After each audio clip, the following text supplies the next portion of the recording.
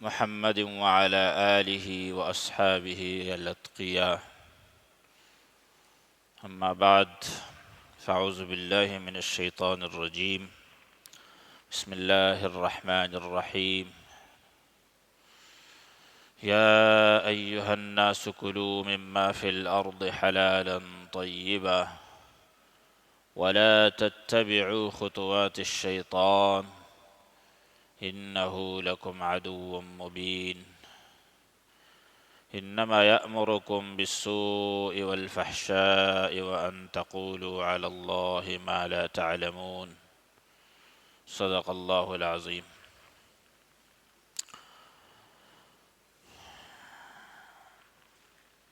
اللہ سبحانہ و تعالیٰ کا ارشاد ہے، اے لوگو،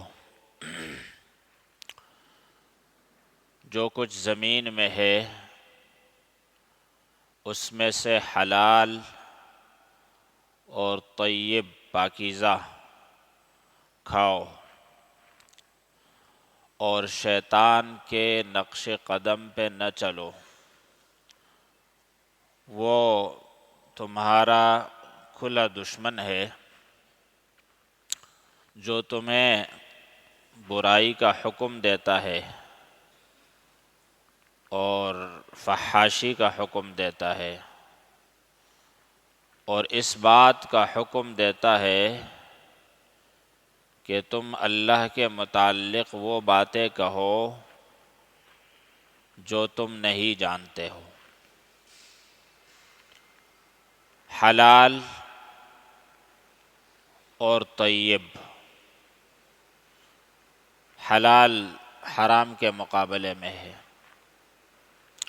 حرام کا معنی ہے جس کو اللہ نے منع فرمایا،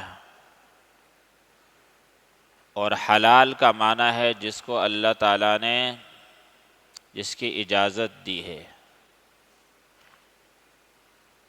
طیب کا معنی ہے پاکیزہ، اس کے مقابلے میں خبیث ہوتا ہے۔ طیب اور پاکیزہ مال اور رزق کھاؤ، خبیث سے بچو۔ اگر تم ایسا نہیں کرو گے بلکہ اس کا الٹ کرو گے تو یہ شیطان کی پیروی ہوگی، شیطان کے نقش قدم پہ چلنا ہوگا، اور یہ شیطان کا منشا اور اس کی خواہش ہے اور اس کا مشن ہے کہ تم حلال کا اہتمام نہ کرو، حرام بھی کھاؤ، اور یہ کہ تم پاکیزہ رزق نہ کھاؤ، خبیث بھی کھاؤ۔ یہ خطاب اللہ تعالیٰ کا تمام لوگوں کو ہے، یا ایھا الناس، اے لوگو۔ تھوڑا سا آگے اللہ تعالیٰ نے یہ حکم صرف ایمان والوں کو دیا ہے، یا ایھا الذین آمنوا کلوا من طیبات ما رزقناکم، کہ جو رزق ہم نے تمہیں دیا ہے اس میں سے طیب اور پاکیزہ کھاؤ۔ علماء اہل سنت فرماتے ہیں کہ جو لوگ حرام کھاتے ہیں یہ بھی رزق ہے۔ رزق صرف حلال نہیں ہوتا، حرام بھی ہوتا ہے۔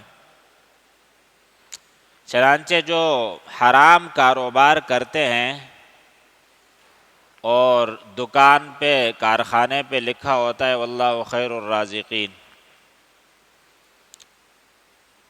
تو اللہ تعالیٰ ان کو رزق تو دے رہا ہے بے شک، لیکن حرام دے رہا ہے، حلال نہیں۔ اس لیے کہ کائنات میں کوئی ایسا جاندار نہیں ہے جو اللہ کا رزق نہ کھا رہا ہو، اسے کوئی اور کھلا رہا ہو۔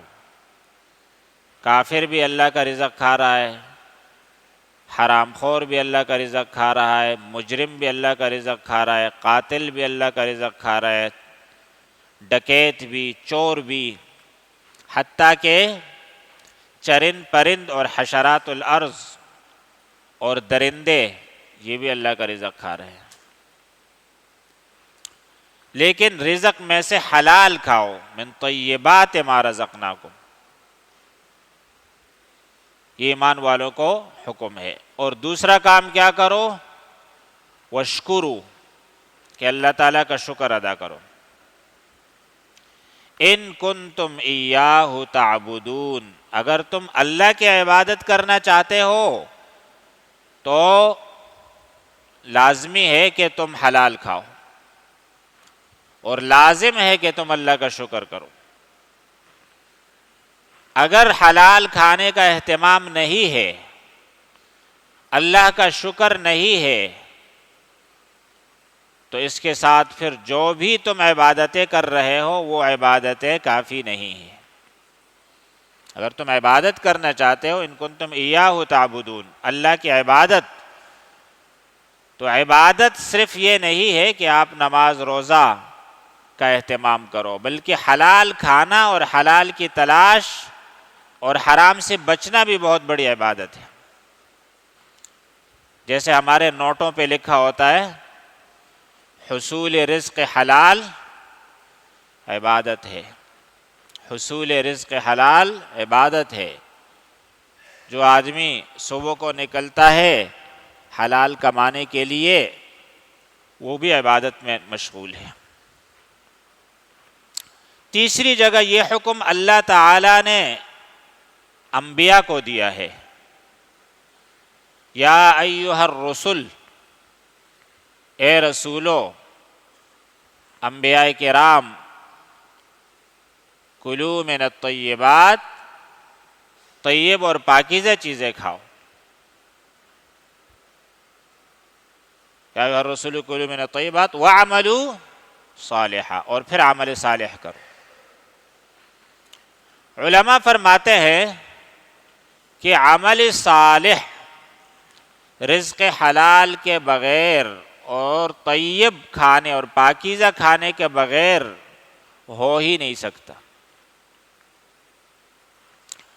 اور نبی کریم صلی اللہ علیہ وسلم کا ارشاد ہے، ان اللہ امر المؤمنین بما امر به المرسلین، کہ مومنین کو اللہ نے وہی حکم دیا ہے جو مرسلین کو دیا ہے۔ مرسلین، رسول اور نبی، وہ بھی تو اللہ کے بندے ہیں، اعلیٰ درجے کے بندے ہیں۔ یہ نہیں ہے کہ ان کے لیے کوئی الگ دین ہے، کوئی الگ قانون ہے، کوئی الگ ضابطہ ہے۔ جو کچھ ان کے لیے ہے وہ امتیوں کے لیے ہے۔ وہ اعلیٰ ہے، ہم ادنا ہیں، وہ پیشوا ہے اور ہم پیروکار ہیں۔ تو فرمایا ایمان والوں کو وہی حکم ہے جو رسولوں کو حکم ہے۔ اور پھر یہ دو آیتیں آپ صلی اللہ علیہ وسلم نے تلاوت فرمائی، فقال یا ایھا الرسل کلوا من الطیبات واعملوا صالحا انی بما تعملون علیم۔ اور یہ دوسری آیت کہ یا ایھا الذین آمنوا کلوا من طیبات ما رزقناکم، یہ آیتیں پڑھی۔ ثم ذکر الرجل، اس کے بعد نبی علیہ الصلوۃ والسلام نے ایک آدمی کا ذکر کیا، یطیل السفر، جو بڑے لمبے سفر پہ جاتا ہے، میلوں کا سفر ہوتا ہے، گھنٹوں کا، بعض دفعہ دنوں کا، بعض دفعہ کئی ملکوں کو وہ پار کرتا ہے، کئی دریاؤں کو پار کرتا ہے، جاتا ہے حج کرنے، عمرہ کرنے اللہ کے راستے میں۔ اشعث اغبرا،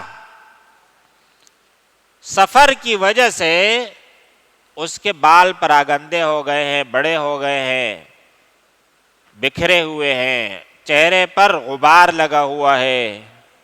یمد یدیہ، ہاتھ اٹھاتا ہے اللہ کے سامنے، فی سبیل اللہ ہے، اللہ کے راستے میں، جہاد میں ہے، حج میں ہے، عمرے میں ہے، اور اللہ سے دعا کر رہا ہے، یا رب یا رب یا رب۔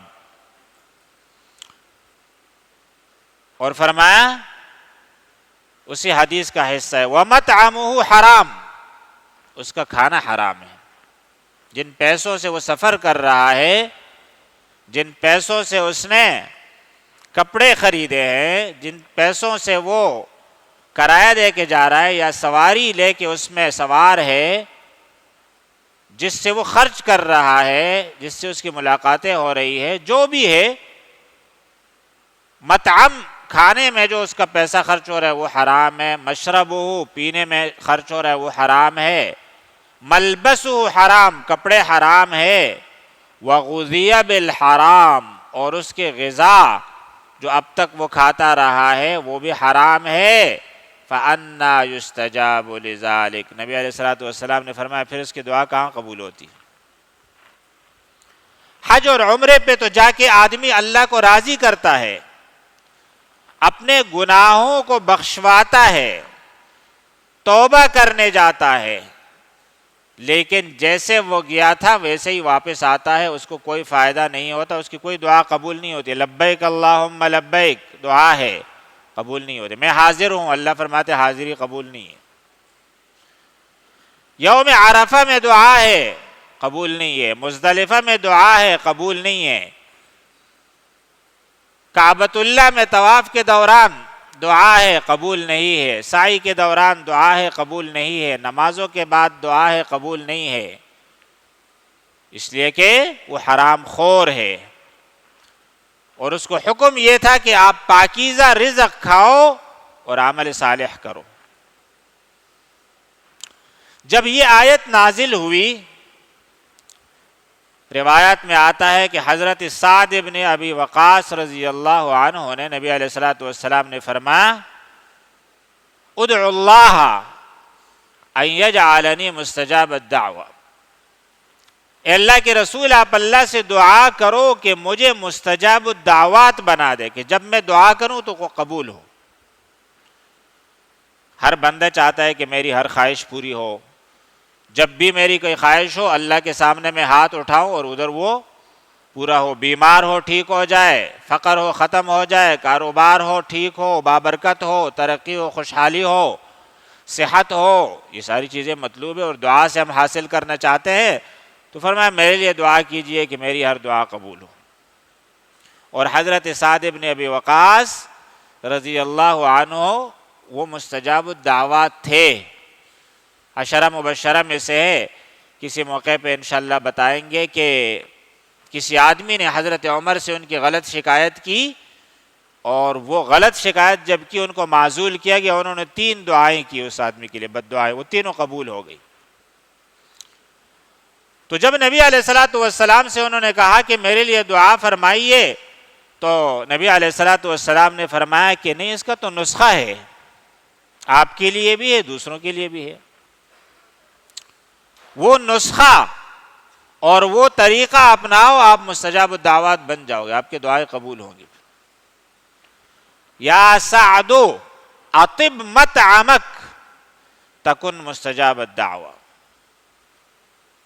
اپنے کھانے کو اور رزق کو طیب اور پاکیزہ بنا دو، حرام سے بچو اور حلال کا اہتمام کرو، مستجاب الدعوات بن جاؤ گے۔ حضرت سعد کو ارشاد فرمایا، ان کی طلب صادق تھی، انہوں نے نسخہ اپنا دیا، مستجاب الدعوات بن گئے۔ آگے نبی علیہ الصلوۃ والسلام کا ارشاد ہے مزید، فرمایا والذی نفس محمد بیدہ ان الرجل لیقذف اللقمۃ الحرام فی جوفہ فما یتقبل منہ 40 یوما، جس ذات کے قبضہ قدرت میں محمد کی جان ہے، اللہ کی قسم، کہ ایک آدمی ایک حرام لقمہ اپنے پیٹ میں اتارتا ہے، 40 دن تک اس کی نماز قبول نہیں ہوتی۔ 40 دن تک کوئی عمل قبول نہیں ہوتا، ویسے اپنے آپ کو تھکا رہا ہے، عاملۃ ناصبہ، نمازیں پڑھ رہا ہے، خوش فہمی میں ہے کہ میں تو بڑا نمازی ہوں، میں تو بڑا عابد زاہد ہوں، حرام لقمہ پیٹ میں گیا ہے، 40 دن تک اس کا اثر رہتا ہے۔ یہ نبی کریم صلی اللہ علیہ وسلم نے ایک بات فرمائی۔ دوسری بات فرمایا کہ وَمَا مِنْ عَبْدٍ نَبَتَ لَحْمُهُ مِنَ الرِّبَا أَوِ السُّحْتِ إِلَّا كَانَ أَوْلَى بِالنَّارِ، جو بھی بندہ اس کا گوشت جسم کی ایک بوٹی، گوشت پوست، جس کا سود سے یا حرام سے بنا ہے، تو وہ جسم جنت میں جانے کے قابل نہیں ہے، وہ جہنم میں جانے کے قابل ہے۔ ہم کھاتے ہیں تو غذا اور خوراک سے ہمیں جسمانی فائدہ ہوتا ہے، ہم صحت مند ہوتے ہیں۔ صحت کا تعلق کھانے سے، اچھا کھانا، مناسب کھانا، بر وقت کھانا، متوازن کھانا وغیرہ وغیرہ۔ جتنا اعلیٰ کھانا ہوگا، مقوی کھانا ہوگا، آپ کے جسم کو اس کا فائدہ ملے گا۔ فرمائے جسم جس کھانے سے بنا ہے اگر وہ حرام ہے تو یہ جسم جنت میں جانے کے قابل نہیں ہے، جہنم میں جائے گا۔ اتنا بڑا مقام ہے اور اتنی اہمیت ہے حلال کی، اور اتنی نحوست ہے اور اتنی بڑی شناعت اور قباحت ہے حرام میں۔ قرآن کریم بھرا پڑا ہے، ان الذین یأکلون اموال الیتامی ظلما، جو لوگ یتیموں کا مال ظلم کر کے کھاتے ہیں، کوئی بھی یتیم ہو، یتیموں کا ادارہ بنایا ہے، اس سے کھا رہے ہیں، اپنا بچہ، بھانجا، بھتیجا، نواسا، پوتا، چھوٹا بھائی، بہن، کوئی بھی ہو، اس کا مال ہے اور یہ اسے کھا رہا ہے، یہ اپنے پیٹ میں انگارے اتار رہا ہے۔ انما یاکلون فی بطونہم نارا، جو کھا رہے ہیں وہ آگ ہے، اس کو نہیں محسوس ہو رہے، یہ سمجھ رہے کھانا ہے، اپنا بچہ ہے، مجھ سے کون پوچھنے والا ہے، لیکن وہ آگ ہے، اپنے پیٹ میں بھر رہا ہے۔ اور یہ نظر آخرت میں آئے گا کہ وہ جنت سے محروم اور جہنم میں جائے گا، مطلب یہ ہے پیٹ میں آگ جا رہا ہے، مطلب وہ جہنمی ہے۔ ان الذین یکتمون ما انزل اللہ ویشترون بہ ثمنا قلیلا، وہ لوگ جو حق چھپاتے ہیں، حاکم، سلطان، حکمران، قاضی، عالم، مفتی، عامل، یہ لوگ حق چھپاتے ہیں اور اس کے بدلے میں پیسے لیتے ہیں، رشوت،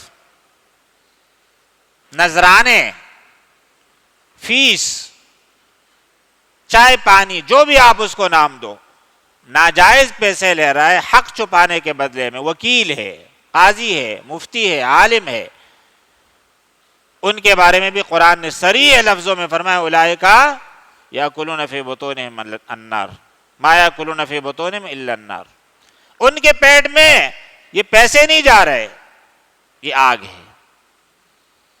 خاص طور پر یہ آیت اس وقت نازل ہوئی کہ جب نبی علیہ السلام کی بعثت ہوئی اور بڑے بڑے یہودیوں کے علماء موجود تھے، تورات دن رات پڑھتے تھے، ان کو 100% پتہ تھا کہ یہی وہ نبی آخر الزمان ہے، لیکن جب عربوں نے ان سے جا کے پوچھا تو انہوں نے کہا نہیں ایسی کوئی بات ہماری کتابوں میں نہیں ہے، چھپا دیا۔ کیوں؟ اس لیے کہ اگر وہ بتائیں گے تو یہ ان کے جتنے عرب مریدین ہیں یہ سارے ان کو چھوڑ کے چلے جائیں گے، محمد صلی اللہ علیہ وسلم کے حلقہ بگوش ہو جائیں گے، پیسے آنا بند ہو جائیں گے۔ انہوں نے کتمان حق کر دیا تو اللہ تعالیٰ نے آیت نازل فرما دی۔ اسی طرح قرآن کریم ہی کی آیت ہے کہ جو عہد اور میثاق توڑتے ہیں، اس کی خلاف ورزی کرتے ہیں، قسمیں کھاتے ہیں جھوٹی اور اس کے بدلے میں پیسے لیتے ہیں، ان کے لیے بھی بالکل یہی سزا ہے۔ یہاں تک نبی کریم صلی اللہ علیہ وسلم نے فرمایا وَلَا تَأْكُلُوا أَمْوَالَكُمْ بَيْنَكُمْ بِالْبَاطِلِ، لوگوں ایک دوسرے کا مال باطل طریقے سے نہ کھاؤ۔ دوسرے کی جیب سے پیسے نکالنا آج کل چالاکی، عقل مندی اور دانش مندی سمجھی جاتی ہے۔ کس طریقے سے آپ کسی کو پھنساؤ گے اور اس سے زیادہ پیسہ لوگے۔ فرمایا کہ باطل طریقے سے کسی مسلمان کا پیسہ کھانا، مال نکالنا، کھانا، فرمایا اس سے بچو۔ ابن عباس رضی اللہ عنہ فرماتے ہیں کہ یہ آیت ان لوگوں کے بارے میں نازل ہوئی ہے کہ ایک آدمی پر کسی کا حق ہے اور جس کا حق ہے اس کے پاس ثبوت نہیں ہے۔ میرے اوپر کسی کا حق ہے لیکن مجھے پتا ہے حق تو ہے اس کا، اس کے پاس ثبوت نہیں ہے، وَتُدْلُوا بِهَا إِلَى الْحُكَّامِ، تم عدالتوں میں جا کے غلط طریقے سے وہ اس کو پھنساتے ہو اور وہ فیصلہ اپنے حق میں کراتے ہو، اور پھر کہتے ہو کہ میرے پاس تو قانون نے مجھے دلا دیا، عدالت نے دلا دی ہے، تو میرا ہے، کیا ثبوت ہے آپ کے پاس؟ فرمایا اللہ کو دھوکہ نہیں دے سکتے، جو حلال ہے وہ حلال ہے، جو حرام ہے وہ حرام ہے، جو آپ کا ہے وہ آپ کا ہے، جو دوسرے کا ہے وہ دوسرے کا ہے، عدالت سے کچھ بھی نہیں ہوتا، مفتی کے فتوے سے کچھ بھی نہیں ہوتا۔ استفت نفسک وَإِنْ أَفْتَاكَ النَّاسُ وَأَفْتُوكَ، لوگ جتنے بھی فتوے دے، نبی علیہ السلام نے فرمایا تم اپنے دل سے پوچھو، تمہارا دل مطمئن ہے، وہ تمہارا حق ہے، کاغذ لیے پھرتے ہو، چالاکی سے یہ جتلاتے ہو کہ یہ میرا حق ہے، اس سے کچھ بھی نہیں ہوتا۔ قاضی کی کیا حیثیت ہے، مفتی کی کیا حیثیت ہے؟ نبی علیہ السلام نے اپنے بارے میں فرمایا یا ایھا الناس انما انا بشر، اے لوگوں میں بھی انسان ہوں، ویاتین الخصم، میرے پاس دو آدمی لڑتے ہوئے آتے ہیں، فَلَعَلَّ بَعْضَكُمْ يَكُونُ أَلْحَنَ بِحُجَّتِهِ مِنْ بَعْضٍ، ایک آدمی دوسرے سے زیادہ چالاک ہوتا ہے، باتونی ہوتا ہے، تیز ہوتا ہے، ایسی چالاکی سے وہ اپنا مقدمہ پیش کرتا ہے ناحق کہ میں بھی متاثر ہو جاتا ہوں، فَأَقْضِي لَهُ، میں اس کے حق میں فیصلہ کر لیتا ہوں۔ کون؟ نبی کریم صلی اللہ علیہ وسلم، جن کے بارے میں یہ تو سب کہتے ہیں کہ ان کے پاس غیب کی خبریں آتی تھی، عالم الغیب تھے یا نہیں، لیکن غیب کی خبریں تو آتی تھی اور اللہ تعالیٰ سے رابطہ تھا، اللہ بتاتے تھے، لیکن فرمایا انسان ہوں، پھر بھی جب میں فیصلہ کروں کسی کے حق میں چالاکی کی وجہ سے اس کی، تو فرمایا کہ فمن قضیت له من حق اخیہ فانما ہی قطعۃ من النار، یہ میں آگ کا فیصلہ کر رہا ہوں، یہ اس کا ہو نہیں رہا ہے، میرے کہنے سے اس کا نہیں ہو جائے گا، وہ تو اس کی چالاکی کی وجہ سے میں متاثر ہو گیا، انسان ہوں، انسان متاثر ہو جاتے ہیں باتوں سے، اس کے حق میں فیصلہ کر لیا ہے، یہ آگ، یہ اس کا حق نہیں بنا، اب اس کی مرضی ہے، فَلْيَحْمِلْهَا أَوْ لِيَذَرْهَا، آگ وہ اٹھانا چاہتا ہے، کھانا چاہتا ہے، جس کا میں نے فیصلہ کیا ہے تو اٹھا لے، اور یہ کہتا رہے کہ محمد صلی اللہ علیہ وسلم نے، رسول اللہ نے میرے حق میں فیصلہ کیا ہے، بھائی فیصلہ کیا ہے، لیکن تمہاری چالاکی کی وجہ سے، بوگس اور غلط ثبوتوں کی وجہ سے، جال سازی کی وجہ سے، اس سے کوئی چیز جو ہے وہ تمہارے حق میں حلال نہیں ہوگی، وہ اسی طرح حرام ہے، وہ آگے لینا چاہتے ہو تو لے لو، اور ضمیر جاگ رہا ہے، زندہ ہے، مسلمان ہو، مومن ہو، اللہ کا خوف ہے، آخرت کا عقیدہ ہے تو چھوڑ دو۔ اندازہ لگائیے کہ پھر مفتی کے فتوے کا اور قاضی کے فیصلے کا، یا وکیل کو آپ نے بھاری فیس دی ہے اور کیس آپ جیت گئے ہو، یا جرگے نے آپ کے حق میں فیصلہ کیا ہے، اس سے کوئی حق تبدیل نہیں ہوگا، جو جس کا حق ہے وہ اسی کا رہے گا۔ لہذا اللہ تعالیٰ نے فرمایا وَلَا تَأْكُلُوا أَمْوَالَكُمْ بَيْنَكُمْ بِالْبَاطِلِ، باطل طریقے سے ایک دوسرے کا مال نہ کھاؤ، وَتُدْلُوا بِهَا إِلَى الْحُكَّامِ، تم حکام حاکموں کے پاس محکموں میں جاتے ہو، عدالت کورٹ جاتے ہو، کیس کرتے ہو، لِتَأْكُلُوا فَرِيقًا مِّنْ أَمْوَالِ النَّاسِ، تم لوگوں کا مال کھانا چاہتے ہو، وَأَنْتُمْ تَعْلَمُونَ، تمہیں پتہ ہے کہ یہ میرے نہیں ہے۔ یہ آیت پوری اس کے بارے میں نازل ہوئی ہے۔ تو میرے عزیز دوستو، حلال کھانا، حلال کمانا، یہ عبادت اسی لیے ہے کہ انسان کی خواہش کیا ہوتی ہے کہ اس کا مال بڑھ جائے، اس کی تنخواہ بڑھ جائے، اس کی آمدنی بڑھ جائے، اس کی زندگی میں خوشحالی آ جائے۔ یہ ایک ایسا تقاضا ہے نفسانی کہ اس کو دبانا بڑا مشکل ہے، نفس کے ساتھ مقابلہ کرنا، مجاہدہ۔ بڑا کوئی اللہ والا متقی ہوگا، اللہ اس کو بچائے گا تو بچ سکے گا۔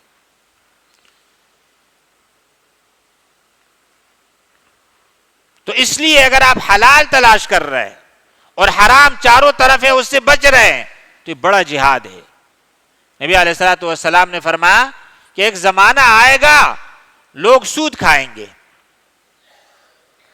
ایک زمانہ آئے گا لوگ سود کھائیں گے۔ صحابہ نے پوچھا سارے لوگ سود کھائیں گے؟ فرمایا جو نہیں کھائے گا اس کو بھی سود کا غبار ضرور پہنچے گا۔ سسٹم سارا، نظام سارا، معاشی نظام سارا سودی ہوگا، سود سے بچنا بہت مشکل ہوگا، کسی نہ کسی درجے میں ہر کوئی سود خور ہوگا۔ اسی لیے حدیث میں کیا آتا ہے کہ آکلہ وموکلہ وکاتبہ وشاہدہ، سود کھانے والا، کھلانے والا، سودی معاملہ لکھنے والا، اس میں گواہی دینے والا، سب سود خور ہے. اتنا سنگین معاملہ ہے. اور یہ کیا ہے؟ لوگوں کا مال حرام طریقے سے کھانا. بظاہر تو وہ کام کر رہا ہے لیکن اس میں سود شامل ہے، اور سود کم ہے یا زیادہ ہے اس کی وجہ سے اس کی وہ آمدنی حرام. تو اہتمام کرنا چاہیے کہ اگر ہم اللہ کے پاس اس حال میں جانا چاہتے ہیں کہ اللہ ہم سے راضی ہو، ہم کامیاب ہوں، ہمارے اعمال قبول ہوں، دعائیں قبول ہوں، نمازیں قبول ہوں، تو اس مختصر سی زندگی میں ہم حرام سے بچیں. اور حرام سے بچنا تو بعد میں، حرام اور حلال کی پہچان پہلے ہے. اگرچہ حدیث میں تو آتا ہے الحلال بین والحرام بین، یہ بالکل واضح ہے، لیکن اب اس حال تک ہم پہنچ گئے ہیں کہ ہمیں حلال اور حرام کا پتہ بھی نہیں ہے، اور اتنی پیچیدگیاں آ گئی ہے کاروبار میں، معاملات میں، معاشرت میں، کہ حلال اور حرام کی تمیز آسان نہیں ہے. دعا ہے اللہ تعالیٰ سے کہ ہمیں حلال کھانے اور کمانے کے توفیق عطا فرمائے اور حرام سے بچنے کے توفیق عطا فرمائے. وآخر دعوانا الحمدللہ.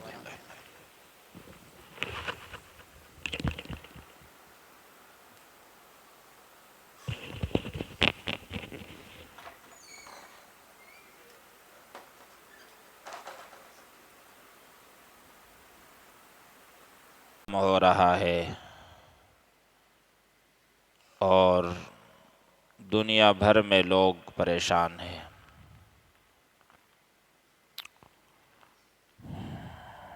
اس طرح کے معاملات میں ہر کوئی اپنی عقل، سمجھ بوجھ، تجربے اور رائے کے مطابق اس پر تبصرہ کرتا ہے، اس کا حل پیش کرتا ہے، اس کے اسباب بتاتا ہے. لیکن ایک مسلمان کے لیے سب سے بڑی چیز وہ اللہ کا کلام ہے، اللہ کی کتاب ہے، جو دستور حیات ہے. زندگی کا کوئی شعبہ، کوئی گوشہ، کوئی معاملہ ایسا نہیں ہے جس میں قرآن کریم کے ہدایات موجود نہ ہوں، اور جہاں قرآن کریم ہماری رہنمائی نہیں کرتا. دستور اسی کو کہتے ہیں کہ اس میں ہر معاملے کا حل موجود ہوتا ہے. ظاہری اسباب کا بھی انکار نہیں ہے. لوگ سوچیں، غور کریں، بھاگ دوڑ کریں، تدبیریں کریں اور اس طرح کی مشکلات پر قابو پانے کی کوشش کریں. لیکن اصل چیز ہے خالق کائنات کا نظام. جب تک اللہ نہیں چاہے گا کچھ بھی بہتر نہیں ہوگا. ساری چیزیں موجود بھی ہوں گی، پھر بھی اللہ نہیں چاہے گا تو بندے کے لیے اس میں کوئی خیر نہیں ہوگی. اس حوالے سے قرآن کریم کی واضح آیات مبارکہ موجود ہے. جو آیت آپ کے سامنے پڑھی گئی سورہ نحل کی آیت ہے. اللہ فرماتے ہیں وَضَرَبَ اللَّهُ مَثَلًا قَرْيَةً، اللہ تعالیٰ ایک بستی کی مثال دیتے ہیں. قرآن کریم کے مفسرین فرماتے ہیں یہ بستی کہیں بھی ہو سکتی ہے، کسی بھی زمانے میں ہو سکتی ہے، اور اگر زمین کے اوپر ایسی کوئی بستی نہیں بھی ہے تو اللہ مثال دے رہے ہیں تاکہ تم سمجھ جاؤ. بستی ایسی ہے کہ کانت آمنتن، امن و امان تھا وہاں، پرامن بستی تھی، کوئی خوف، قتل و غارت گری، خون ریزی، ڈکیتی، چوری، اس طرح کی کوئی چیز نہیں تھی، امن و سکون تھا۔ مطمئنتن، بستی تو اللہ کی زمین ہے، زمین مطمئن نہیں ہوتی، پرسکون نہیں ہوتی، لوگ پرسکون ہوتے ہیں، لوگ بالکل مطمئن تھے۔ اب تو کیا ہے، دو آدمی اگر ایک ساتھ کھڑے ہوں تو 2 منٹ کے بعد ان کے آپس میں اختلاف، پریشانی کا اظہار، کوئی کس کو گالیاں دے رہے، کوئی کس کو گالیاں دے رہے، کوئی کس کو برا بلا کہہ رہے، کوئی کس کو برا بلا کہہ رہے، اپنی جو اس کی زندگی گزر رہی ہے اس میں مشکلات کا ذکر کرتے ہیں، کوئی بھی مطمئن نہیں ہے، سب پریشان ہیں۔ وہ بستی پریشان نہیں تھی، اس میں سکون تھا، امن تھا، اطمینان تھا۔ یأتیہا رزقہا رغدا من کل مکان، ہر جگہ سے ان کا جو اللہ نے رزق لکھا ہوتا تھا وہ ان کو پہنچ جاتا تھا، کھانے کو روٹی، سالن، گوشت، دالیں، سبزیاں، اپنی بستی میں ہوں یا کہیں اور سے آئیں، ضروری نہیں ہے۔ حضرت ابراہیم علیہ السلام نے مکہ مکرمہ کے لیے دعا فرمائی تو مکہ کی اس وقت کیفیت کیا تھی؟ بواد غیر ذی زرع، ایسی وادی ہے جس میں کوئی زراعت نہیں ہے، کوئی اناج نہیں ہے، کوئی سبزی نہیں ہے، کوئی پانی نہیں ہے۔ فرمایا ارد گرد سے اے اللہ ان کے رزق کا انتظام کر دے۔ اس وقت سے آج تک آپ جائیں وہاں پر فراوانی ہے ہر چیز کی۔ تو ان کا رزق ان کو ملتا تھا اور کھانے پینے کے اشیاء کی فراوانی تھی۔ پھر کیا ہوا؟ فکفرت بانعم اللہ، انہوں نے اللہ کی نعمتوں کا انکار کر دیا، ناشکری کر دی، کفران نعمت کر لیا۔ کیسے؟ ایک صورت تو اس کی یہ ہے کہ کہا یہ تو ہمارا کمال ہے، ہم ماہرین ہیں، زراعت کو جانتے ہیں، معیشت کو جانتے ہیں، کاروبار کو جانتے ہیں، تدبیریں کرتے ہیں، ساری ہماری محنت کا، ہماری ذہانت کا نتیجہ ہے۔ جیسے لوگ کرتے ہیں، جہاں کامیابی ملتی ہے اترانے لگتے ہیں لوگ کہ یہ تو میرا کمال ہے، اس کے پیچھے ایک محنت ہے، میرا خون پسینہ ہے، دن رات کی سوچ ہے، منصوبے ہیں، حالانکہ اس کی کوئی حیثیت نہیں ہوتی، یہ اللہ کے فیصلے ہوتے ہیں۔ تو اللہ کی نعمت کا انکار کر دیا کہ یہ ہمارا کمال ہے۔ اور دوسری ناشکری کی صورت یہ ہوتی ہے کہ پتہ ہے اللہ دے رہا ہے، تو اللہ دے رہا ہے تو اللہ کا احسان ہے، محسن کے احسان کا بدلہ دو فرمانبردار بن کر، نہیں، نافرمانی۔ کھلا رہے اللہ، پلا رہے، امن دیا ہے، سکون دیے، اطمینان دیے، خوشحالی دیے، ہر طرح کے مزے ہیں، لیکن نہیں، وہ اپنی خواہشات میں ہے، مستیوں میں ہے، اللہ کی کوئی عبادت نہیں کرتے، کوئی اطاعت نہیں کرتے، یہ بھی کفران نعمت ہے۔ یا پھر یہ سارا کچھ ہے لیکن کیا کہہ رہے ہیں؟ کچھ بھی نہیں ہے۔ یہ کیا ہے؟ ہمیں تو یہ چاہیے، ہمیں تو وہ چاہیے، ہمیں تو اتنا چاہیے، ہمیں تو اتنا چاہیے۔ بنی اسرائیل کا واقعہ سب کے سامنے ہے قرآن کریم میں، من و سلوہ، روز اللہ تعالیٰ من عطا فرما رہے، سلوہ عطا فرما رہے، اور آسمانی غذا ہے، جنت کی غذا ہے، اللہ تعالیٰ کی دین ہے، ہاتھ پاؤں بھی نہیں ہلانا پڑتا ہے۔ ایک تو ہمیں اللہ تعالیٰ کھلاتے ہیں لیکن ہم تو ہاتھ پاؤں ہلاتے ہیں، کام کرتے ہیں، کچھ بھی نہیں کرنا ہوتا تھا۔ انسان کی بدنصیبی کا یہ عالم ہوتا ہے کہ وہ اس میں نخرے کرنے لگے کہ یہ تیار آ رہا ہے، اس میں مزہ نہیں ہے،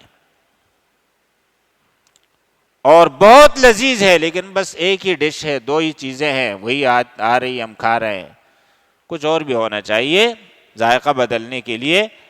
تو اللہ نے کہا ٹھیک ہے، تمہیں تو یہ بھی نہیں کھلانا اس لیے کہ تم تو نافرمان ہو، لیکن ہم نے انبیاء کی وجہ سے تمہیں یہ عطا فرما دیا تو اللہ نے فرمایا جاؤ کھیتی باڑی کرو، کماؤ، کھاؤ، وہ نعمت اللہ نے سلب کر لی۔ تو یہ بھی ناشکری ہوتی ہے کہ سب کچھ ہے، کہہ رہے کچھ بھی نہیں ہے۔ بہرحال فکفرت بانعم اللہ، جیسے انہوں نے ناشکری کی بستی والوں نے، فاذاقها اللہ لباس الجوع والخوف، اللہ تعالیٰ نے ان کو بھوک اور خوف کا لباس پہنا دیا، چکا دیا۔ اللہ تعالیٰ نے بھوک چکا دی، بھوک کبھی انہوں نے دیکھی نہیں تھی کہ بھوک کا کیسے مزہ ہوتا ہے، کتنی شدت ہوتی ہے اس کی، بھوک مسلط کر دی اللہ نے۔ اور امن بھی جاتا رہا، اطمینان اور سکون بھی جاتا رہا، خوف آ گیا، دشمن کا خوف، ایک دوسرے کا خوف، چوروں کا خوف، ڈکیتوں کا خوف ہے، چھین لی اللہ تعالیٰ نے نعمت اور یہ چیز مسلط کر دی۔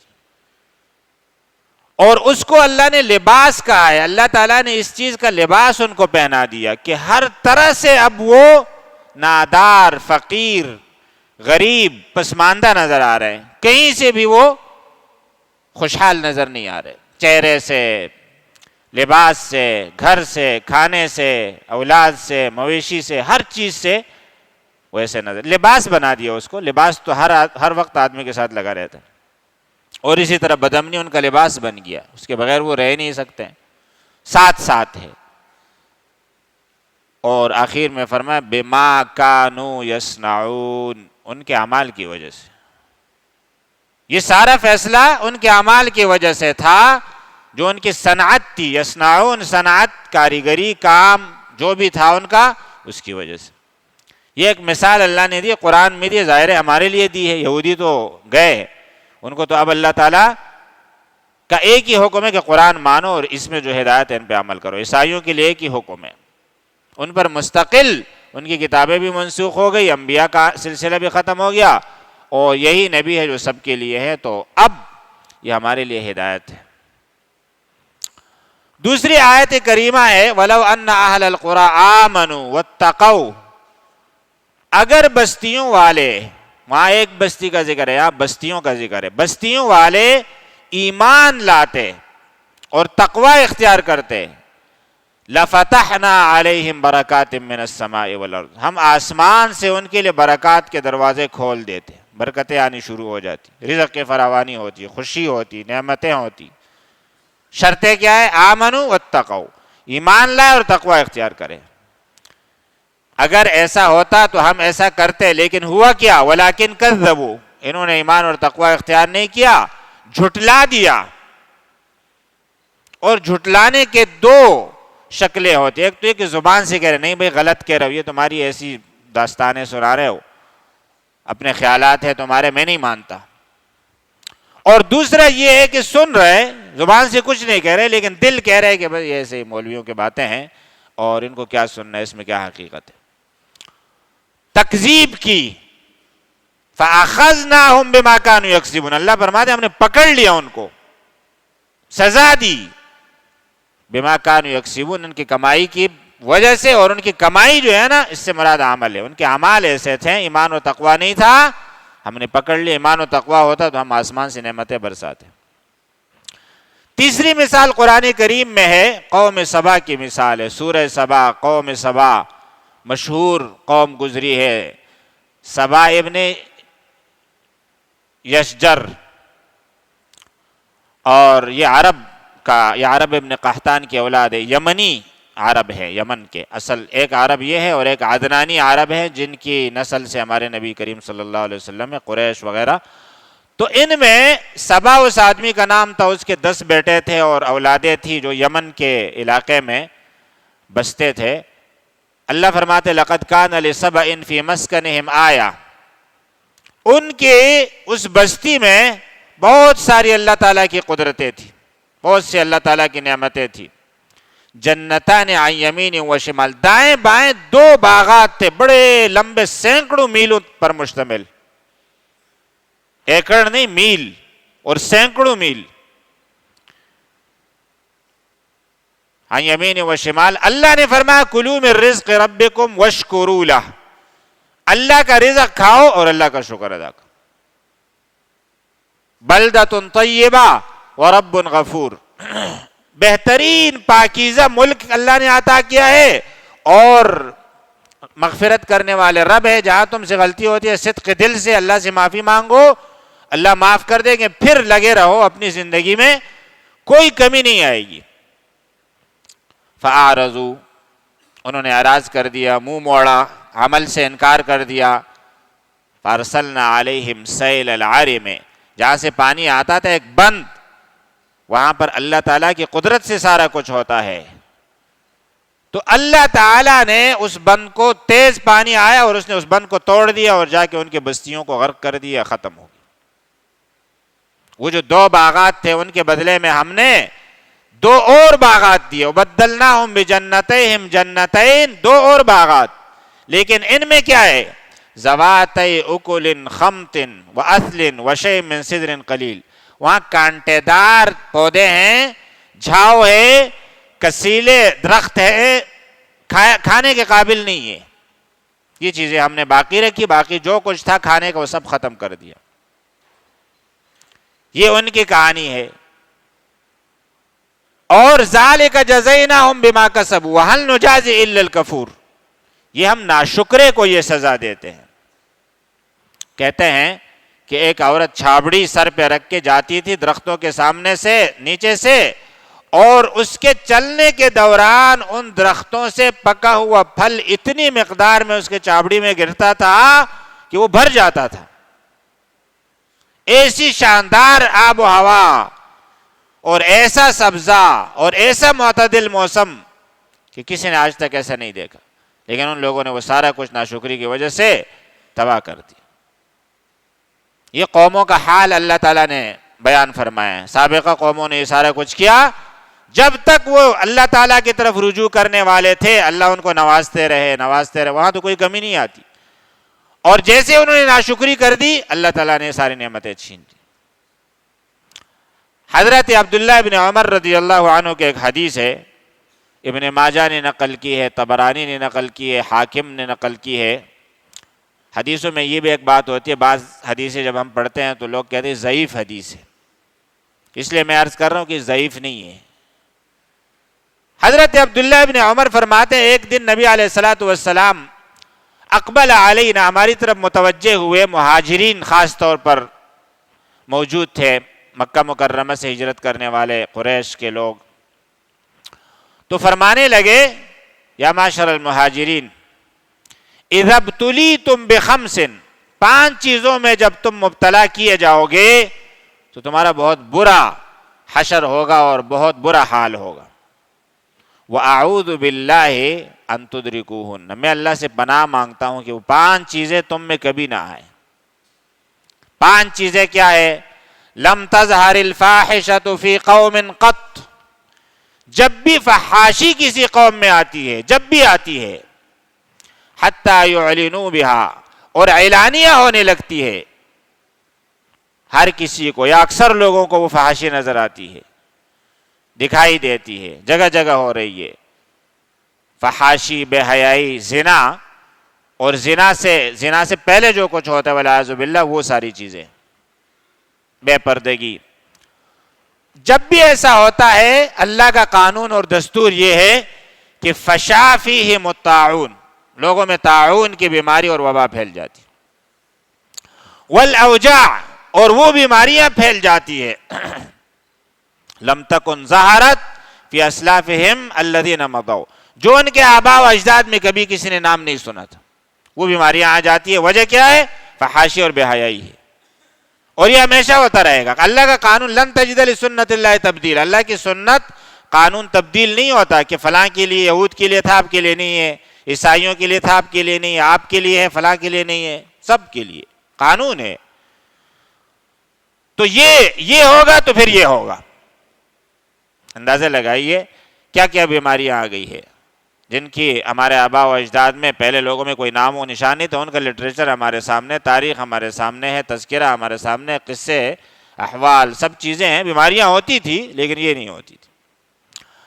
اور دوسری چیز یہ ہے کہ وَلَمْ يَنْقُصُ الْمِكْيَالَ وَالْمِيزَانَ, جب بھی وہ ناپ تول میں کمی کریں گے, زیادہ لیں گے، لینے میں بڑے حساس ہوں گے کہ یہ ذرا کم پڑ رہا ہے، یہ اچھا نہیں آ رہا ہے، اچھا مال چاہیے مجھے، لیکن دینے میں اس کے برعکس گھٹیا مال پہلے دے رہے ہیں، پیسے پورے لے رہے ہیں، اور مال اچھا بھی پڑا ہوا ہے وہ پیچھے رکھا ہے اپنی طرف، جہاں سے آپ اٹھا نہیں سکتے ہیں، اور جہاں سے آپ اٹھا رہے جو دکھا رہے آپ کو تو وہ خراب ہے، یا پھر جو آپ کو دکھا رہے وہاں سے آپ کو لینے نہیں دے رہے، دے گا وہ خود پیچھے سے خراب مال، جیسے ہم جاتے ہیں سبزیاں اور یہ چیزیں لیتے ہیں، اور یا پھر ناپ ترازو میں معاملہ ہے، خراب ہے، آپ کو 1000 گرام دے رہے لیکن وزن جو ہے اس کا 950 ہے، 980 ہے، 990 ہے، 10 گرام کی کمی آ رہی ہے، آپ کو بھی پتہ نہیں چل رہا۔ اس عمل کو تطفیف کہا جاتا ہے عربی زبان میں، ویل للمطففین۔ اب تطفیف ایسا تو نہیں ہوتا ہے کہ آپ سے 1 کلو کے پیسے لے رہے اور آدھا کلو دے رہے، وہ تو جو بھی تھوڑا سا شعور والا ہوگا کہ یہ کیا ہے، تو ہاتھ سے پتہ چل رہا ہے کہ تو بہت کم ہے، تھوڑی سی کمی کرتا ہے، 10 گرام آپ سے لے رہے، 10 اس سے لے رہے، 5 اس سے لے رہے، 50 آدمی آئے تو ان سے اچھا خاصا اس نے کما لیا، اور خیال اس کا کیا ہے کہ مجھے فائدہ ہو رہا ہے، کچھ تو پیسے میں گرانی ہے، مہنگا بیچ رہا ہوں، مارکیٹ کا ریٹ نہیں ہے، اور ایک یا چیز ہلکی ہے، وہ کوالٹی نہیں ہے جس کی ہونی چاہیے، پیسے جس کے لے رہے وہ چیز نہیں ہے، اور یا مقدار میں کمی آ رہی۔ جب بھی ایسا ہوگا فرمایا اخذوا بالسنین، قحط سالی آئے گی، خشک سالی آئے گی، چیزیں ہی نہیں پیدا ہوں گی، آپ کے پاس جو کچھ ہے اس میں آپ عدل اور انصاف سے کام نہیں لے رہے، نافرمانی کر رہے، اللہ کی گناہ کر رہے ہیں، اللہ تعالیٰ اس کا سلسلہ پیداواری ختم کر دیں گے، قحط سالی آ جائے گی۔ وشدت المعونہ، گزارا مشکل ہو جائے گا۔ وجور السلطان، بادشاہ اور حکومت ظلم شروع کر دے گا۔ آپ ایک بادشاہ سے جان چھٹکارے کی دعا کریں گے، دوسرا اس سے بڑا ظالم آئے گا، اس سے چھٹکارے کی دعا کریں گے، تیسرا اس سے بڑا ظالم آئے گا۔ وہ لوگوں کی بات نہیں ہے، وہ آپ کے عمل کی بات ہے۔ وہاں جو کچھ شو ہوگا، جو کچھ آپ کو نظر آئے گا، وہ آپ کے عمل کی عکاسی ہے، عکس ہے۔ آپ ادھر سینے والے معاملے کو، دل والے معاملے کو ٹھیک کر دو، آپ ٹھیک ہو جاؤ، وہاں اللہ تعالیٰ خود بندوبست کر لیں گے، نیک لوگوں کو لا کے بٹھا دیں گے۔ 3 چیزیں ہوں گی، اور اس کی وجہ کیا ہوگی؟ ناپ تول میں کمی، چیزوں میں غلط طریقے سے یعنی اپنا پورا حق لینا اور دوسروں کو پورا حق نہ دینا۔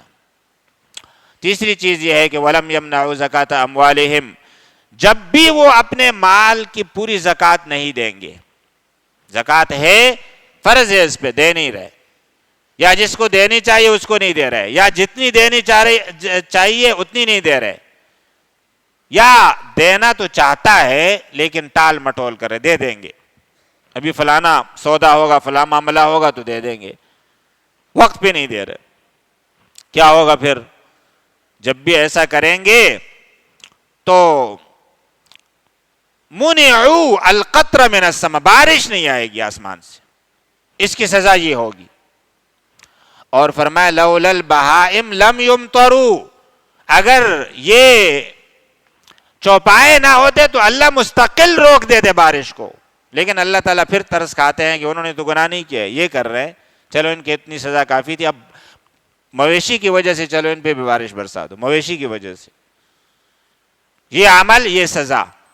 اور فرمایا کہ وَلَمْ يَنْقُضُوا عَهْدَ اللَّهِ وَعَهْدَ رَسُولِهِ، جب بھی وہ اللہ کے معاہدے کو، رسول اللہ کے معاہدے کو توڑیں گے، اللہ کے ساتھ ہمارا ایک معاہدہ ہے، اسلام ایک معاہدہ ہے کہ ہم اس اسلام کو قبول کرتے ہیں اور اس کے مطابق زندگی گزاریں گے، پھر گزار نہیں رہے، رسول اللہ صلی اللہ علیہ وسلم نے دین پیش کیا، ہم نے قبول کیا ہے، ہمارے آبا و اجداد نے قبول کیا ہے، ہم کو ورثے میں ملا ہے، پھر ہم پورا نہیں کر رہے، نافرمانی ہے، اللہ کی نافرمانی، رسول اللہ کی نافرمانی، قرآن اور سنت کے مطابق زندگی نہیں گزر رہی ہے، تو کیا ہوگا؟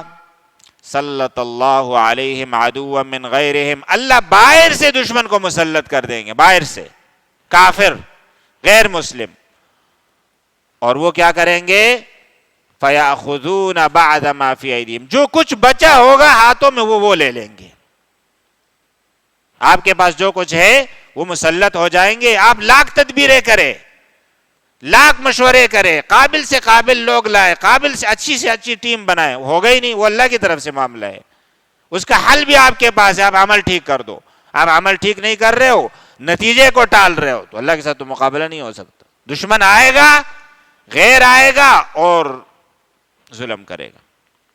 اور پانچویں چیز یہ ہے کہ وَمَا لَمْ تَحْكُمْ أَئِمَّتُهُمْ بِكِتَابِ اللَّهِ، جب بھی آپ کے حکمران کتاب اللہ کے مطابق فیصلے نہیں کریں گے. عربی زبان میں حاکم حکمران کو بھی کہتے ہیں، قاضی کو بھی کہتے ہیں. یہاں جب آپ کے قانون والے اور آپ کے عدالت، عدل و انصاف والے کتاب اللہ کے مطابق فیصلے نہیں کریں گے، پڑھا ہے انہوں نے، اسلامی لا پڑھا ہے، اسلامی شریعت سے واقف ہے، اسلامی قانون جانتے ہیں، کرتے نہیں، عمل اس پہ نہیں کرتے، فیصلے اس کے مطابق نہیں کرتے، تو پھر فرمایا جعل اللہ بأسہم بینہم، پھر اللہ ان کو آپس میں الجھا دیں گے. اس گناہ اور اس جرم کی سزا ہوگی. باہر سے دشمن تو آ رہے دوسرے گناہ کی وجہ سے، اس گناہ کہ جب آپ کا قانون غیر اسلامی ہے اور کتاب اللہ کے مطابق فیصلے نہیں ہو رہے، تو اب اللہ تعالیٰ ان لوگوں کو آپس میں لڑا دیں گے. کہیں وہ مسلکوں کی بنیاد پر لڑیں گے، کہیں وہ نسلوں کی بنیاد پر لڑیں گے، لسانیت کی بنیاد پر لڑیں گے، جماعتوں کی بنیاد پر لڑیں گے، اور لڑتے رہیں گے اور ایک دوسرے کو قتل کریں گے، ایک دوسرے کو پیچھے دھکیلیں گے اور ایک دوسرے کو اس مصیبت کی وجہ قرار دیں گے. تمہاری وجہ سے ہے، وہ کہیں گے تمہاری وجہ سے ہے، اور ایک دوسرے کے ساتھ لڑیں گے اور جو سبب ہے اس کو ختم نہیں کریں گے. تو میرے عزیز دوستو، قرآن اور حدیث نے ہمیں ہدایت دی ہے، ہمیں سمجھایا ہے، ہماری رہنمائی کی ہے، اور ان سب کا خلاصہ یہ ہے کہ ہم اللہ تعالیٰ پر ایمان لائیں، ایمان کو مضبوط کریں، عمل ٹھیک کریں، اور اس کے نتیجے میں پھر اللہ تعالیٰ نظام بنائیں گے. تدبیر اللہ بناتے ہیں. كَذَلِكَ كِدْنَا لِيُوسُف، اللہ فرماتے ہیں ہم نے یوسف علیہ السلام کے لیے ایک تدبیر بنائی، جو یوسف علیہ السلام کے قصے میں آ رہے، تدبیر بنائی، چال چلی، قید چال کو کہتے ہیں. ایسی چال چلی، یوسف علیہ السلام کو ایک طریقہ سکھا دیا، ان کو اپنا بھائی بنیامین اس طریقے سے مل گیا. اگر وہ چال ہم نہ چلتے تو کبھی نہ ملتا. اللہ تعالیٰ سے دعا ہے کہ اللہ ہمیں عمل کی توفیق عطا فرمائے. وآخر دعوانا ان الحمدللہ رب العالمین. وعن عائشة رضی اللہ عنہا قالت قال رسول اللہ صلی اللہ علیہ وسلم سيكون في آخر هذه الأمة خسف ومسخ وقذف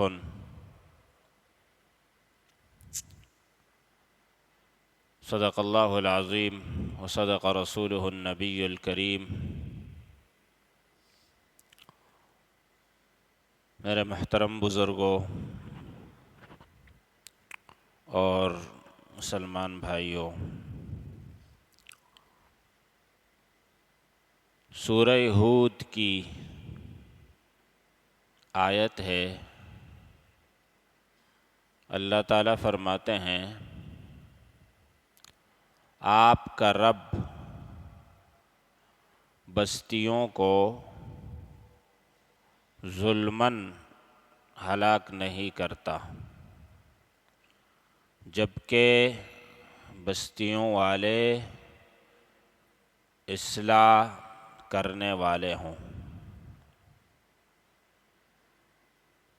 قوموں کو ہلاک کرنا، تباہ کرنا، یہ عمل شروع سے چلا آ رہا ہے. نوح علیہ السلام کی قوم کو ہلاک کیا گیا، ہود علیہ السلام کی، صالح علیہ السلام کی، اور لوط علیہ السلام کی قوموں کو ہلاک کیا گیا. قوموں کو ہلاک کرنے کے لیے اللہ تعالیٰ نے جو ضابطے اور قوانین رکھے ہیں وہ اللہ کی کتابوں میں موجود ہیں، اور اللہ کے نبی لوگوں کو وہ بتاتے ہیں تاکہ لوگ اپنے آپ کو ان جرائم سے بچائے جن کی وجہ سے اللہ قوموں کو ہلاک کرتے ہیں. تو تو اس آیت کریمہ میں اللہ سبحانہ و تعالی یہ فرما رہے ہیں کہ جب کسی قوم کو اللہ ہلاک کرتے ہیں تو وہ اللہ کی طرف سے ظلم نہیں ہوتا، رب کی طرف سے زیادتی نہیں ہوتی، وہ عین انصاف ہوتا ہے۔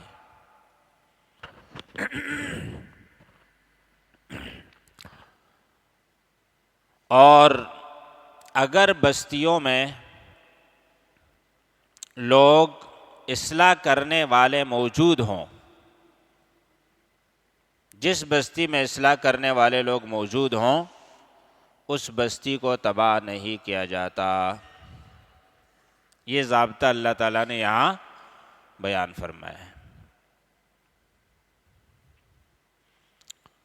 مصلحین موجود ہوں گے، اصلاح کرنے والے، تو بستی کو اللہ تعالیٰ ہلاک نہیں کریں گے، اس لیے کہ اس کے باوجود ان کو ہلاک کرنا یہ ظلم ہوگا، اور اللہ ظلم نہیں کرتے۔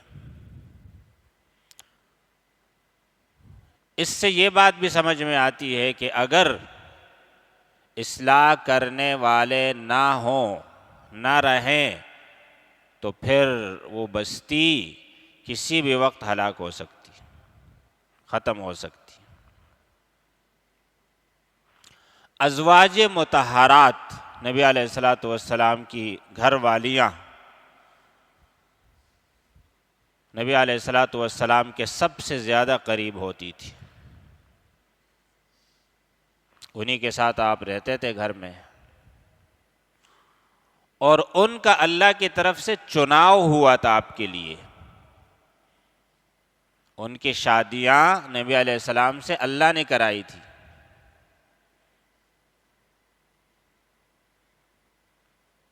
منتخب خواتین تھی وہ۔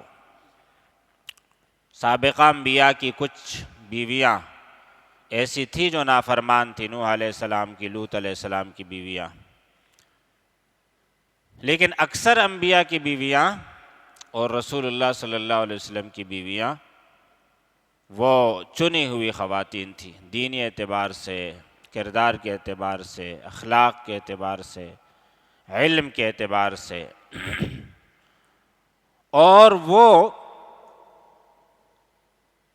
ہر وہ مسئلہ نبی علیہ الصلاۃ والسلام سے معلوم کرتی تھی جو اور لوگ دور ہونے کی وجہ سے یا تکلف کی وجہ سے، حیا کی وجہ سے معلوم نہیں کر سکتے تھے۔ حضرت عائشہ رضی اللہ عنہا فرماتی ہیں کہ نبی کریم صلی اللہ علیہ وسلم نے فرمایا، اس امت کے آخر میں اللہ کی طرف سے بندوں کے ساتھ یہ معاملہ ہوگا کہ ان کو زمین میں دھسایا جائے گا۔ ساری امت کو نہیں، وہ تو آپ علیہ السلام نے دعا فرمائی ہے کہ میری ساری امت ایک ساتھ ہلاک نہ ہو، ہلاک نہیں ہوگی، قیامت تک رہے گی، لیکن کہیں کہیں جیسے دوسری حدیث میں آتا ہے کہ ثلاثۃ خسوف، 3 جگہوں پر یہ عمل ہوگا، مشرق میں، مغرب میں، اور جزیرۃ العرب میں۔ جزیرۃ العرب دنیا کا وسط ہے، درمیان، جہاں مکہ مکرمہ ہے، بیت اللہ ہے، اس سے مغرب آپ جانتے ہیں، مغرب بھی وہ ممالک ہیں، مغرب بعید تک سب یہ مغرب ہے، اور اس سے جو مشرق میں واقع ہے، ہم مشرق میں واقع ہیں وہاں کے مقابلے میں، عراق بھی مشرق میں واقع ہے، ایران بھی مشرق میں واقع ہے، آگے جا رہے انڈونیشیا، ملائیشیا وغیرہ کی طرف، مشرق بعید تک، ایک یہاں خسف ہوگا، ایک وہاں ہوگا، اور ایک درمیان میں ہوگا۔ بہت ساری بستیوں کو اللہ تعالیٰ زمین میں دھسا دیں گے، زمین ان کو نگل لے گی، اور مسخ بھی ہوگا، مسخ، چہروں کو مسخ کیا جائے گا، انسان کی شکل بگڑ جائے گی، انسان نہیں رہے گا، کچھ اور بن جائے گا، یہ بھی ہو جائے گا، عموماً نہیں ہوگا لیکن قیامت سے پہلے اس امت میں یہ چیز بھی آئے گی، اور قذف بھی ہوگا، پتھر برسائے جائیں گے، آسمان سے پتھر برسائے جائیں گے اور لوگ ہلاک ہو جائیں گے۔ یہ عذاب پہلی امتوں میں اللہ تعالیٰ نے بہت ساری قوموں کو یہ عذاب دیا ہے۔ ابرہہ کے لشکر پر اللہ نے پتھر برسائے تھے، ان کو ہلاک کیا تھا۔ یہ عذاب اس امت میں بھی آئے گا۔ حضرت عائشہ رضی اللہ عنہا فکر مند ہو گئی، اور ظاہر ہے کہ ان کی خیرخواہی تو سب کے ساتھ تھی۔ اب ہے ہماری زندگی میں یہ ہوگا، بعد میں ہوگا، یہ نہیں، بلکہ اس امت میں، امت محمدیہ میں اگر یہ ہوگا تو ان کو پریشانی لاحق ہو گئی، اور خیال یہ آیا کہ شاید اس زمانے میں نیک لوگ ختم ہو جائیں گے، ہو چکے ہوں گے، تو عذاب آئے گا پھر۔ تو سوال کیا کہ اما یکون فیہم اناس صالحون، نیک لوگ نہیں ہوں گے اس زمانے میں؟ نبی علیہ السلام نے فرمایا ہوں گے، پھر بھی عذاب آئے گا؟ فرمایا ہاں، پھر بھی عذاب آئے گا۔ کیوں آئے گا؟ اس لیے کہ بدکار لوگ نیکوکار لوگوں سے زیادہ ہوں گے، معاشرے میں اچھائی کم ہوگی اور برائی زیادہ ہوگی۔ اذا کثر الخبث اذا ظہر الخبث، مختلف الفاظ ہیں کہ جب خباثت زیادہ ہو جائے گی تو صالحین ہوں گے، پھر بھی عذاب آئے گا۔ اسی طرح کے الفاظ حضرت ام سلمہ رضی اللہ عنہا سے بھی منقول ہیں، اور زینب بنت جحش سے بھی منقول ہے۔ یہ تینوں ازواج مطہرات ہیں۔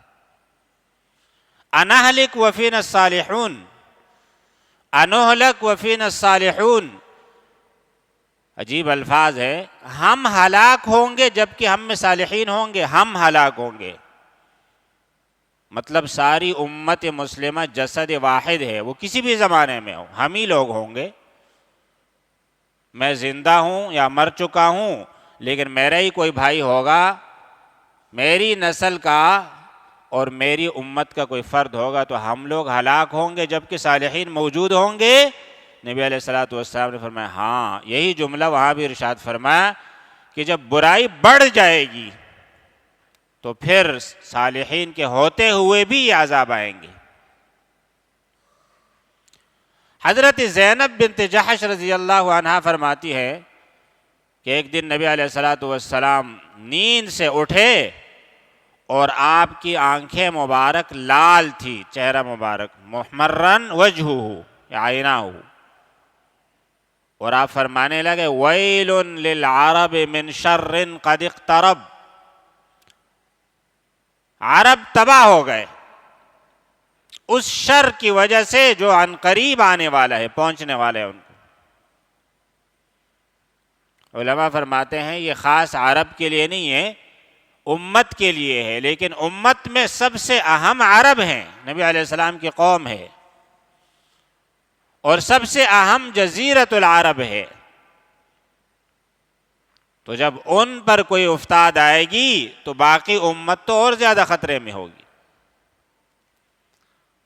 کیا ہوا ہے؟ کون سا شر ہے؟ فرمایا کہ آج یاجوج ماجوج کے اور ہمارے درمیان جو آڑ ہے، جو دیوار ہے، سد ہے، ردم ہے، بڑی دیوار جس کے اس پار وہ ہے، ایک عجیب و غریب مخلوق ہے، انسان ہے، لیکن اس میں اتنے بڑے بڑے ہیں کہ 60 گز چوڑے اور لمبے،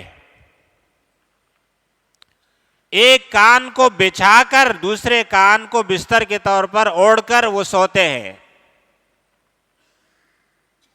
اور چھوٹے چھوٹے اتنے ہیں کہ 1 بالش 2 بالش اور 3 بالش، اور ایک جب مرتا ہے تو 1000 چھوڑ کے جاتا ہے، 1000 بچے۔ انہی کے لیے نبی علیہ السلام نے فرمایا تھا کہ بہت بڑی تعداد میں لوگ جہنم میں جائیں گے۔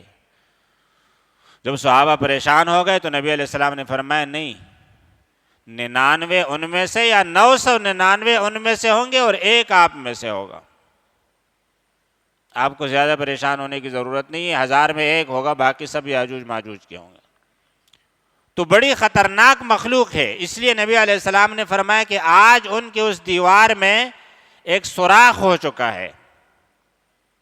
حدیث کے الفاظ یہ ہے وَعَقَدَ عَشْرًا, نبی علیہ السلام نے 10 کا حلقہ بنا دیا. عربوں میں جو حساب ہوتا تھا وہ انگلیوں سے ہوتا تھا, 1 2 3 اور پھر 10, یہ حلقہ بنا دیا. اتنا سا سوراخ ہو چکا ہے تو خطرے کی گھنٹی بج گئی. کسی نہ کسی دن یہ سوراخ بڑھ جائے گا اور وہ نکل آئیں گے اور پھر کوئی بچے گا نہیں. تو پھر حضرت زینب نے فرمایا کہ اچھا یہ ہلاکت بھی آ رہی ہے, دسایا جائے گا لوگوں کو, چہرے مسخ ہوں گے, شکلیں مسخ ہوں گی, پتھر برسائے جائیں گے اسی امت میں, یاجوج ماجوج نے بھی آنا ہے. اے اللہ کے رسول انہلک وفینا الصالحون, اگر صالحین موجود ہوں گے تو پھر بھی یہ عذاب آئے گا. تو اللہ کے رسول صلی اللہ علیہ وسلم نے فرمایا ہاں, جب برائی بڑھ جائے. ضابطہ ایک یہ وَلَن تَجِدَ لِسُنَّتِ اللَّهِ تَبْدِيلًا, یہ نہیں کہ کہیں کچھ فرما رہے کہیں کچھ فرما رہے, سب سے ایک ہی بات فرما رہے کہ ضابطہ اللہ کا یہ ہے کہ جب برائی بڑھے گی تو پھر وہ بستی عذاب کے مستحق ٹھہر جائے گی. اور یہ ایک موٹی بات ہے جو ہر عقل مند آدمی سمجھ سکتا ہے, اور وہ اپنے کردار کو بھی سمجھ سکتا ہے کہ میں نے کیا کرنا ہے. میں نے اس معاشرے کو زیادہ سے زیادہ اسلامی اور خیر والا بنانا ہے. جب جب شر بڑھے گا تو خطرے کی ضد میں بھی آؤں گا, میرے گھر والے بھی آئیں گے, میری برادری بھی آئے گی, وہ چاہے جتنے ہی محفوظ کیوں نہ ہو, چاہے جتنے خوشحال, جتنے وسائل والے کیوں نہ ہو. یہ اللہ کا ضابطہ ہے, اور اس میں صالحین ہلاک ہوں گے.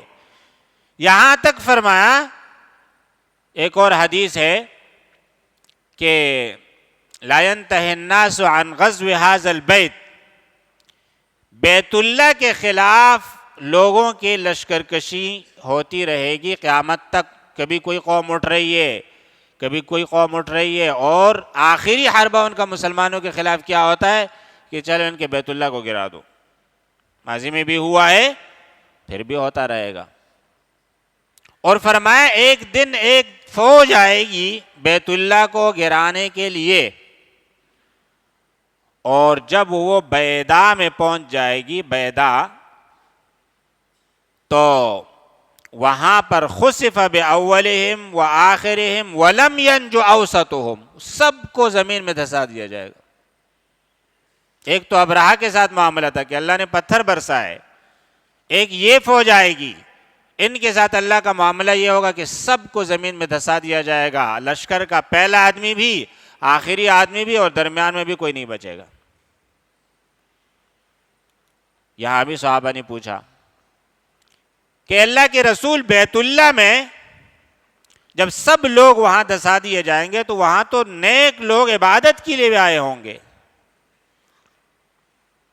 اور وہ جب یہ لوگ تقریب کاری کے لیے آ رہے ہوں گے تو وہ پریشان ہوگا کہ یہ لوگ آ رہے, اللہ کے گھر کا کیا ہوگا, لیکن اس کو بھی دھسا دیا جائے گا. تو ان اچھوں بروں کے ساتھ وہ اچھا بھی لپیٹ میں آئے گا. آپ علیہ السلام نے فرمایا ہاں وہ بھی آئے گا. خسف بہ معہم, یہ بھی ان کے ساتھ دھسا دیا جائے گا زمین میں. ثم یبعثون علی نیاتہم یا علی اعمالہم یا یبعث علی عملہ, پھر جب اٹھایا جائے گا لوگوں کو تو وہاں پھر فرق ہوگا کہ یہ نیک تھا اور وہ برے تھے. جو برے تھے وہ جہنم میں جائیں گے, جو نیک تھے وہ جنت میں جائے گا. لیکن اس عذاب کہیں یا آزمائش کہیں, اس کی لپیٹ میں یہ بھی آئے گا. یہی سوال ایک اور جگہ بھی صحابہ نے کیا تو آپ صلی اللہ علیہ وسلم نے فرمایا یصیبہم ما اصاب الناس, ان کو بھی وہ آزمائش اور وہ تکلیف اور وہ حادثہ پہنچے گا جو عام لوگوں کو پہنچے گا, نیک لوگوں کو بھی پہنچے گا. پھر قیامت کے دن کے درمیان فرق ہوگا. تو عذاب، تباہی اور بربادی کے حوالے سے اللہ تعالیٰ کا ضابطہ کیا ہے کہ نیک لوگوں کے ہوتے ہوئے بھی عذاب آئے گا، نیک لوگوں کے ہوتے ہوئے بھی حادثے آئیں گے، تباہی آئے گی، بربادی آئے گی. کیوں؟ اس لیے کہ معاشرے میں برائی بڑھ جائے گی.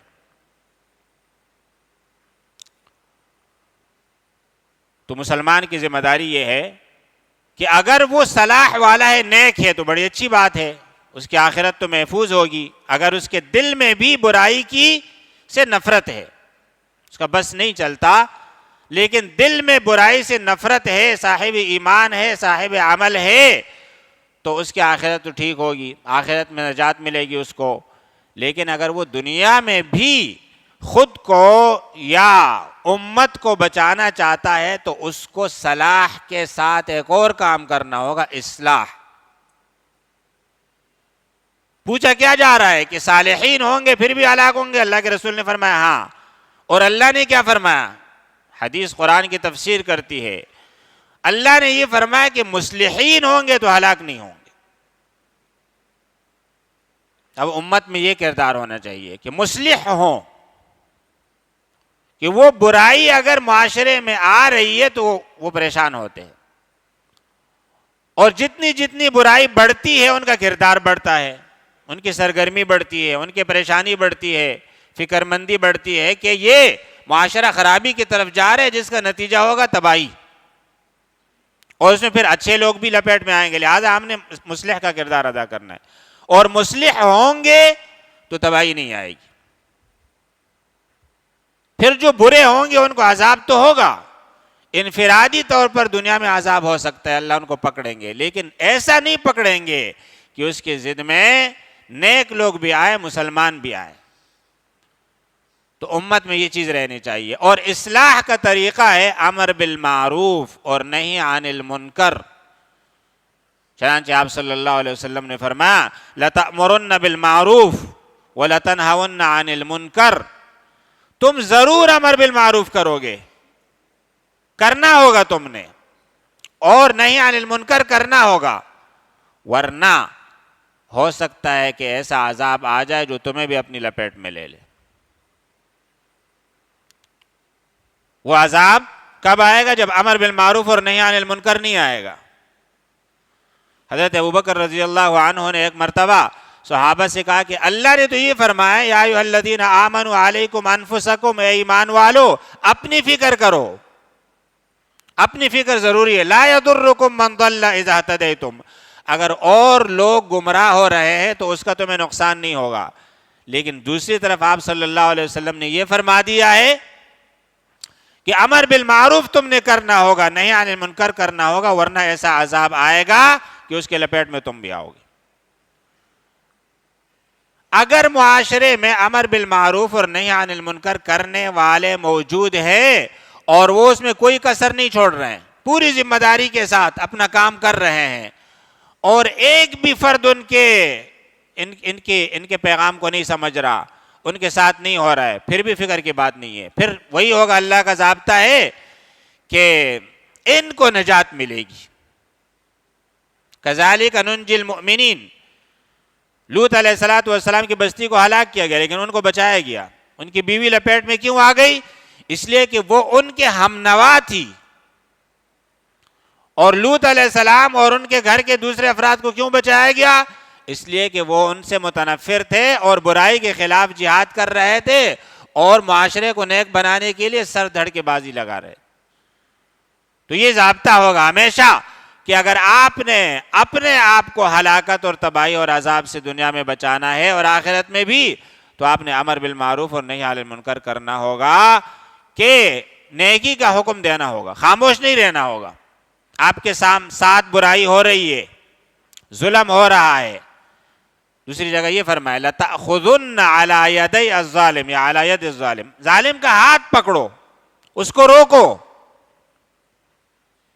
اور ظالم سے مراد کیا ہوتا ہے؟ بااثر لوگ، آفیسر لوگ، عہدیدار، مالدار، چودھری، وڈیرے، وہ مراد ہیں جن سے لڑنا آسان نہیں ہوتا، ان کا راستہ روکنا، ان کا ہاتھ پکڑنا آسان نہیں ہوتا، لیکن آپ اپنے آپ کو خطرات میں ڈالیں گے. طریقے سے کریں، بہت زیادہ نرمی سے کریں.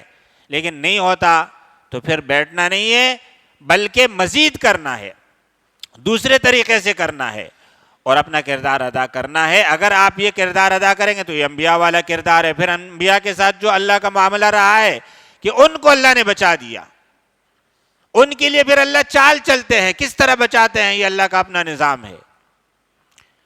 لیکن پھر آپ بے فکر ہو جائے، اگر آپ اپنا کردار ادا کر رہے ہیں، کوئی بھی آزمائش جب آتی ہے تو طرح طرح کی باتیں ہوتی ہے۔ کبھی یہ کہا جاتا ہے کہ یہ کون سی آزمائش اللہ کی طرف سے یا کون سا عذاب ہے جس میں غریب ہی سب مر رہے ہیں۔ تو حدیث سے یہ معلوم ہوا، قرآن سے یہ معلوم ہوا کہ کسی آدمی کا دنیا میں مر جانا اس کا یقینی مطلب یہ نہیں ہوتا ہے کہ یہ اللہ تعالیٰ کو ناپسند ہے۔ ایک ہی حادثے میں دو لوگ مریں گے، ایک آدمی جنت میں جائے گا، دوسرا آدمی جہنم میں جائے گا۔ ایک کے لیے وہ تباہی یا بربادی یا موت یا ہلاکت وہ شہادت ہوگی اور دوسرے کے لیے وہ عذاب ہوگا۔ ان حادث سے یہ معلوم ہوا۔ طاعون کی بیماری تھی، اللہ تعالیٰ نے اس کے ذریعے سے قوم کو ہلاک کر دیا، لیکن صحابہ کے زمانے میں طاعون آیا، سب سے بہترین امت، اور ہزاروں کی تعداد میں لوگ اس میں شہید ہو گئے۔ اور اللہ کے رسول صلی اللہ علیہ وسلم نے فرمایا تھا کہ یہ تم لوگوں کو شہادت دینے کے لیے اللہ تعالیٰ طاعون مسلط کریں گے۔ تو اسی طرح کوئی اور بھی عذاب آ سکتا ہے، زلزلہ بھی آ سکتا ہے، سیلاب بھی آ سکتا ہے، خشک سالی یا کسی بھی آگ لگنے کی وجہ سے بھی لوگ مر سکتے ہیں۔ لیکن اگر ان کا کردار ٹھیک ہوگا کہ صالح بھی ہے مصلح بھی ہے، امر بالمعروف اور نہی عن المنکر کرنے والے بیٹھے ہوئے نہیں ہیں، صرف یہ نہیں کہ کہہ رہے کہ بھائی معاشرہ بہت خراب ہو گئے، لوگ بہت خراب ہو گئے، حکمران بہت خراب ہو گئے، نہیں، اس سے جان نہیں چھوٹے گی۔ آپ کیا کر رہے ہو؟ آپ اپنا کردار ادا کر رہے ہو، آپ اپنے کردار کے مکلف ہو، ذمہ دار ہو، ورنہ فقیر آپ کو اور ہمیں یہ معلوم ہے کہ غریب لوگ بھی بڑے بڑے جرائم کرتے ہیں۔ امیروں کے جرائم سامنے آتے ہیں، غریبوں کے جرائم سامنے نہیں آتے، اس پہ بات نہیں ہوتی، اور ان کے ساتھ پھر اللہ کے غصے کا معاملہ اور زیادہ سخت ہوتا ہے۔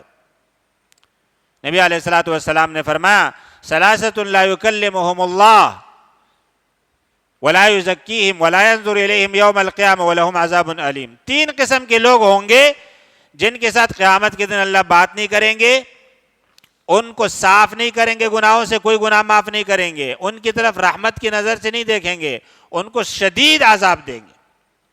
شیخ زانن، ایک آدمی وہ ہے کہ جو عمر رسیدہ ہے اور زنا کر رہے والعیاذ باللہ۔ 40 سال پر جب آدمی پہنچ جاتا ہے یہ شیخ ہوتا ہے، بوڑھا، جوانی ختم ہو گئی۔ بعض حضرات نے کہا 50 سال چلو، لیکن 40-50 سال کے لوگ شیخ کہلاتے عربی زبان میں، جس کو ہم عمر رسیدہ یا بوڑھا یا بزرگ کہہ سکتے ہیں، بزرگ۔ خدا نہ خواستہ وہ زنا کر رہا ہے، اللہ تعالیٰ کے غصے کا جو عالم ہوتا ہے وہ بہت شدید ہوتا ہے۔ اس آدمی پر شہوت کا غلبہ نہیں ہے، عقل پختہ ہو گئی، لڑکے ہو گئے، بچے، پوتے، نواسے، اور پھر بھی یہ حرکتیں کر رہے ہیں۔ یہ لازمی بات ہے کہ یہ اللہ کا بڑا باغی ہے، پھر اس کے ساتھ یہ معاملہ ہوتا ہے۔ دوسرا آدمی ہے ملک کذاب، کوئی آدمی پھنس کے غریب ہے بیچارہ، جھوٹ بولنا پڑا ورنہ مصیبت آئے گی، لیکن بادشاہ ہے، صاحب اختیار ہے، کوئی اس سے پوچھنے والا نہیں، وہ بھی جھوٹ بول رہا ہے۔ اللہ کو بہت غصہ آتا ہے کہ تمہیں میں نے اختیار دیا ہے اور تم پھر بھی جھوٹ بول رہے ہو، تم بڑے مجرم ہو، تمہیں پرواہ ہی نہیں ہے جھوٹ بولنے کی۔ اور تیسرا آدمی کیا ہے؟ عائل مستکبر، کہ غریب ہے اور تکبر کر رہا ہے۔ تمہارے پاس ہے کیا تکبر کرنے کے لیے؟ پیسہ نہیں ہے، وسائل نہیں ہے، مستی نہیں ہے، پھر بھی تکبر، غربت کے باوجود۔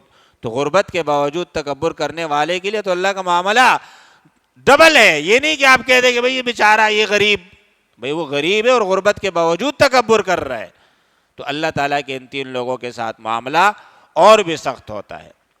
بہرحال امر بالمعروف اور نہی عن المنکر ہم سب کی ذمہ داری ہے، علماء کی خاص طور پر اور مبلغین کی، واعظین کی زیادہ، اور عام مسلمانوں کی بھی، لیکن اس کے لیے 2 شرطیں ہیں۔ ایک یہ کہ آپ کے پاس اتنا علم ہونا چاہیے کہ آپ اچھے برے کی تمیز کرتے ہیں. کچھ لوگ نیکی کی کا اثر ان میں یہ آتا ہے کہ ہر کسی کو ڈانٹ رہے ہیں. ایک چیز جائز ہے شریعت میں، اس پہ بھی ڈانٹ رہے ہیں. کوئی خاص مسئلہ نہیں ہے، مستحب چھوڑ رہا ہے، نہیں اس پہ بھی ڈانٹ رہے ہیں. تو یہ معلوم کرنا ہے کہ معروف اور منکر ہے کیا، اتنا علم ہم ضرور حاصل کریں. اور دوسری بات یہ ہے کہ وہ طریقے سے ہو، بغیر طریقے کے نہ ہو. خدا نہ خواستہ کسی برائی کے خلاف آپ غلط طریقے سے پیش آ رہے، وہ پھر امر بالمعروف اور نہی عن المنکر کے زمرے میں نہیں آئے گا. نبی علیہ الصلوۃ والسلام، انبیاء کرام اور صحابہ کرام کے طریقے کے مطابق، اور اتنا علم ہم حاصل کریں کہ یہ برائی ہے، اور پھر وہ برائی سے طریقے سے روکے. اپنا یہ کردار ہم سب کو ادا کرنا ہے. اللہ تعالی عمل کی توفیق عطا فرمائے. وآخر دعوانا الحمد